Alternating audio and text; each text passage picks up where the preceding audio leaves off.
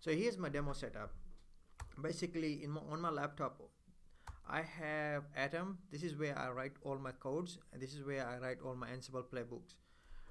And then I have a VirtualBox installed on my laptop. It's a hypervisor from Oracle. It's a free one that you can download and install on your laptop too. Inside the hypervisor, this VirtualBox, I have a VM which is running Ubuntu, and inside that Ubuntu VM I have installed Docker Engine, and inside the Docker Engine I have a container running called Ansible container. So all my Ansible is installed inside that Ansible container. Then I have another VM that is running our NXOS-V, a virtual switch, and this is what I will be configuring through Ansible. Basically, our Ansible codes will be written on the Atom, and I have saved all my Ansible playbook inside the container, and inside the container we're gonna be running Ansible playbook that will use NX API to configure our switches. Then we'll use our CLI to verify all the configuration that was done by Ansible.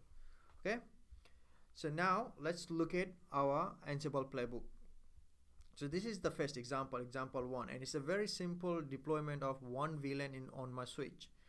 So basically what we're saying is we give a name to the Ansible playbook, and it could be anything. Just give a meaningful name. When you run Ansible playbook, you'll see that name pop up, so we make sure you give some meaningful name there.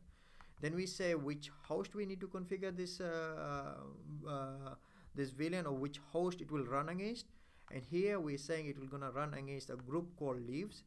And if you look at your host files or inventory files, the leaves is a group, and under that group we got one switch called N9K1, and this is the switch, that virtual switch that I'm running on my laptop. So if I go back to my playbook, now we gonna be configuring all the switches that are under that group, and in this example it will be only one switch. Then what we're doing is we're getting some credential files. This is one task, right? How do we log on to our switch, right? And that credential file is over here, and we're saying what will be our username, what will be our password, and what will be the method of deployment, NX API. So back to here. So now we have the task here, configuring VLAN, and this task calls in a module, Ansible module, which is a core module now with 2.2, and it's an NXOS module called NXOS underscore VLAN. And here we give them a couple of parameters, which is the VLAN IDs, and we give the name of the VLAN. And we also state what our desired state is. Our desired state is that we want to configure it, so we want to make sure that that VLAN is present. That's all we have to do. You do not need to tell Ansible how to configure. The modules exactly knows how to configure it. They will convert this desired state or the declarative language into a configuration file that can be pushed to the switches using NX API. And finally, we're saving the configuration using another module called NXOS config module. All right. So let's now log on to our Ansible container. This is inside the container, and show ls, and you'll see all the files are here. And if you say cat VLAN example 1, and this is the exact same file that we are looking through our Atom editor. So before we do that, we want to make sure we are able to ping our switch. So here's our switch. Show IP interface brief BRF management, and here's our IP address here, and show VLAN. Make sure there's no VLANs configured here. Show run VLAN. There's only one VLAN. So now ping N9K-1, and we're pinging .35, and we're able to ping it. Okay, so now in order to run it, what you go do, type Ansible playbook -i. This is where you specify your inventory file, and our inventory file is called hosts, and then you give the Ansible playbook name, VLAN example 1 YAML file, and when you hit run, and as you say, greens means that I am not changing anything, and yellow, yes I said, means that something has changed. So you see how it says configuring VLAN. This is the name we gave it to the task. So it's saying it, and now it's saving the files. Finally it saved it. It says 3 okay. That means it had looked all this obtaining credentials are okay, but 2 they have changed too. So this changed.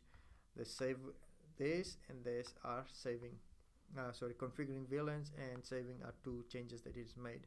So let's look at onto our switch, see what changes is made. So run VLAN. As you see, it has configured VLAN 10 on the switch. Okay, so that was a very simple configuration of a single VLAN on the switch. Usually we do not do this. We configure multiple VLANs into multiple switches, right? In order to do multiple VLANs into multiple switches, let's look at example number 2. Here we say we just don't want one, but we want multiple. And in order to use multiple, we use loops. And we loop between iterate between multiple VLANs. So in this example, we iterating between 20 and 30, and you can keep writing more up here. Just copy paste and add it to this list, and you can keep going the number of VLANs. So each time you copy paste it, the ones that are configured won't be changed. The ones that are new ones, it will change those things.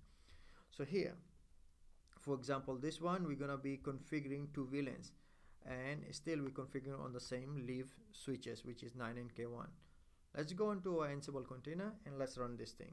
So we're gonna run VLAN example number 2, and this time we expecting it to configure 2 more VLANs, VLAN 30 and 20. So it says configured 20 and 30, and let's go look at it.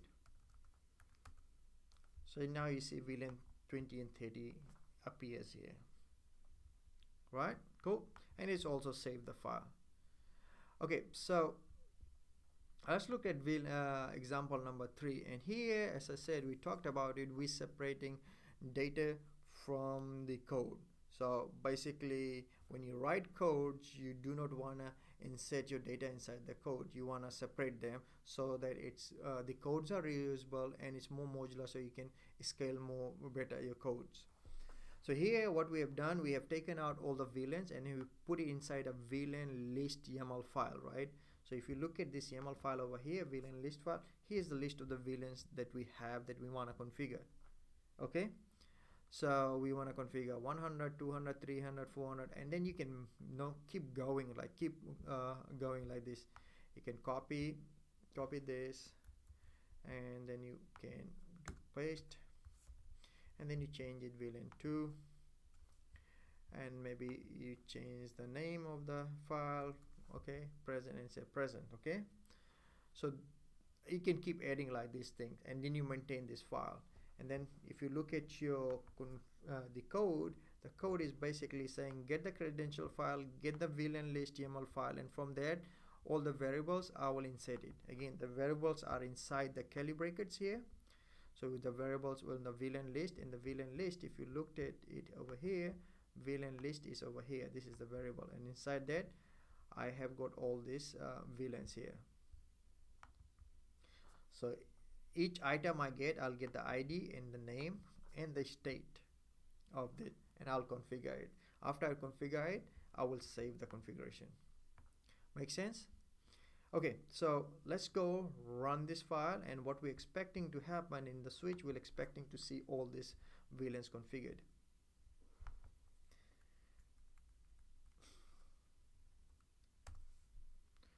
Alright, so now it's got all the VLAN list files, it will go the credentials. Now you started configuring VLAN 100, 200, and if you keep watching the switch, you'll see this increment. So we got 500 now.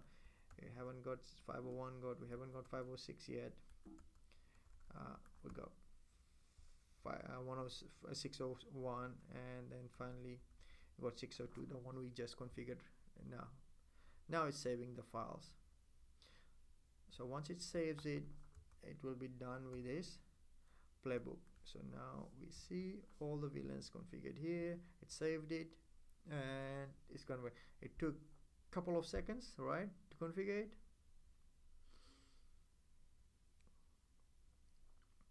Okay, the last example I have is example 4. This is, as I said, is an orchestration example. where we are orchestrating automating multiple things. The first thing we're doing is we're configuring the VLANs. Again, just because we ran example number 3, we already configured VLAN, so it will do nothing. It will just say greens, and you'll say okay. But then we'll be configuring the description on the switch port based on what is on the port list, all right, file, and then we'll also assign VLANs to that particular port. So the port list looks like this. So Ethernet 1/1, we want that port to be on VLAN 500, and a description of EXI server 1, and list goes on like that.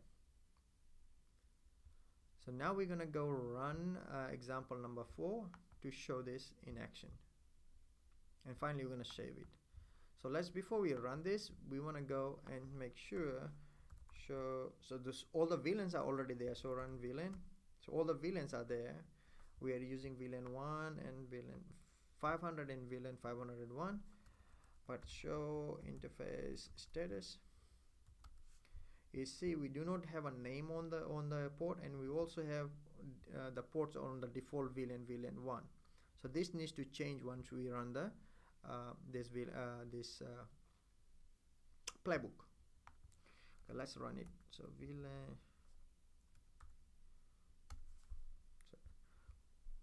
So the green, as I said, green means I'm not gonna change anything. Ansible is not changing it. It's just validating that hey, those VLANs exist there.